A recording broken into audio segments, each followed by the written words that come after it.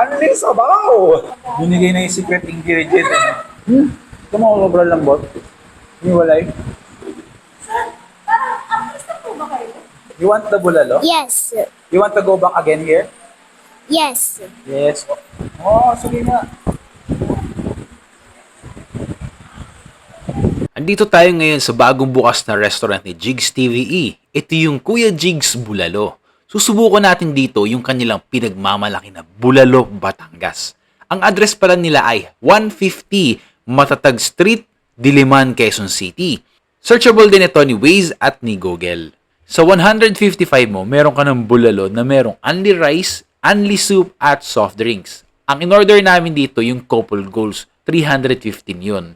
Pag family kayo o barkada naman, meron silang good for 4. Ito yung sakulan bulalo na 615 pesos. Pareho din na merong only rice, only soup, tapos 4 na soft drinks. Sa dining nila, maluwag at malinis. Hindi din ganun kainit dahil malalaki yung electric fan nila.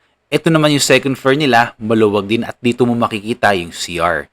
Meron din sila ditong water station na kayo na rin kukuha, pati yung utensils.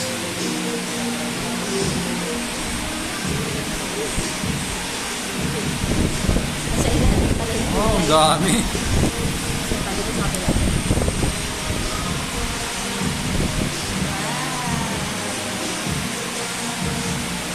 Wow. Magkano yan? 310? Wow. Couple. Pag couple, 310. 315. Hindi, may plus 5 dahil sa kanya. So, bili pang 5 pesos. Pero 15 talaga siya. Oo. Saka malambot. Ito yung Jigs Bulalo. Ito yung 315 pesos nila.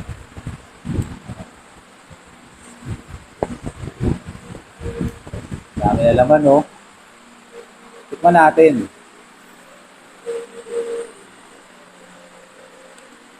Kakaiba yung bulalo. Hindi siya ano, no? Hindi siya, lasa mo pa rin yung beef. Pero ang sarap. Parang nyo, tapos dami siyang gulay, 315 pesos. Tapos yung beef niya, ang lambot. Wala lang silang bone marrow ngayon kasi naubusan. Pero okay lang.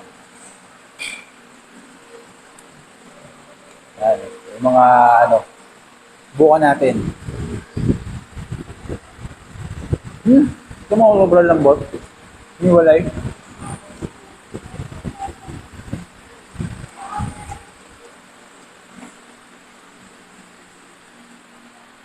Sakto. Pag gusto ko mag-isa magbulalo, dito ako pupunta.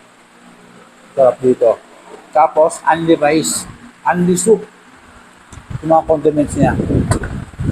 Tapos, may libreng dalawang pwedeng ito or pwede yung isa, yung polo, yung RC. Pair natin dito.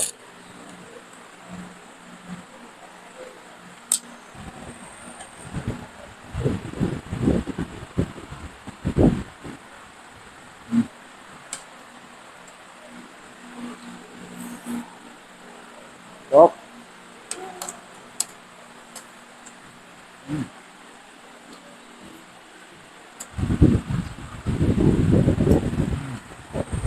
Ngayon, pag nakulaan kayo sa lasa, meron silang patis, meron silang toyo. Lagyan natin ng patis. Ayan. Tapos, pwede kayo maglagay ito, garlic nila. Oh. Hindi ko alam kung nilalagyan nyo, pero pwede naman. Kayo bahala, pati dito. Lagay tayo sa kanin. Ayan. Tapos, halo.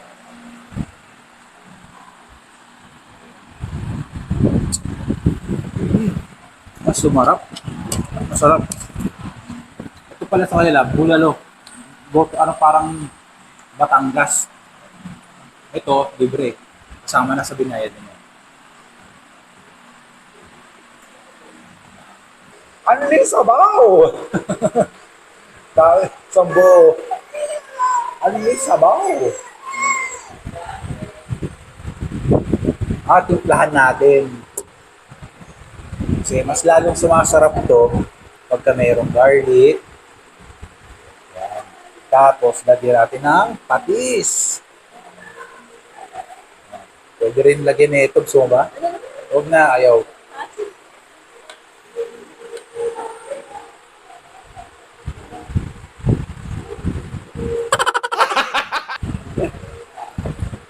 Ay, Parang dami ko nilagay na bawang. masarap. Sarap.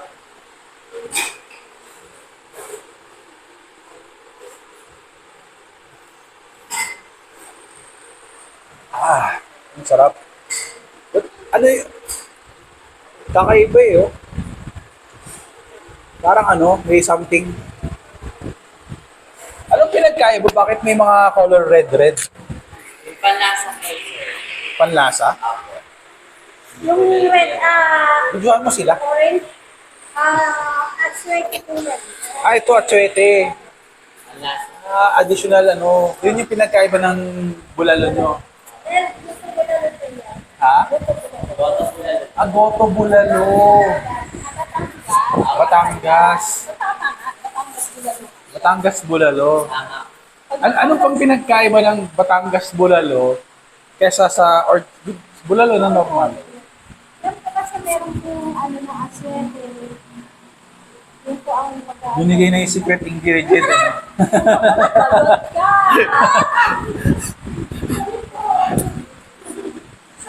Parang, artista po ba kayo?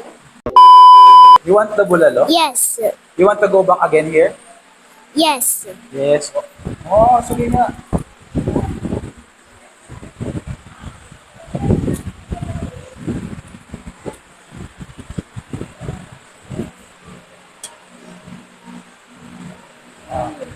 Ayun mo.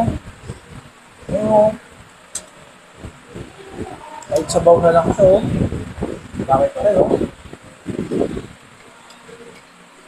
Sarap.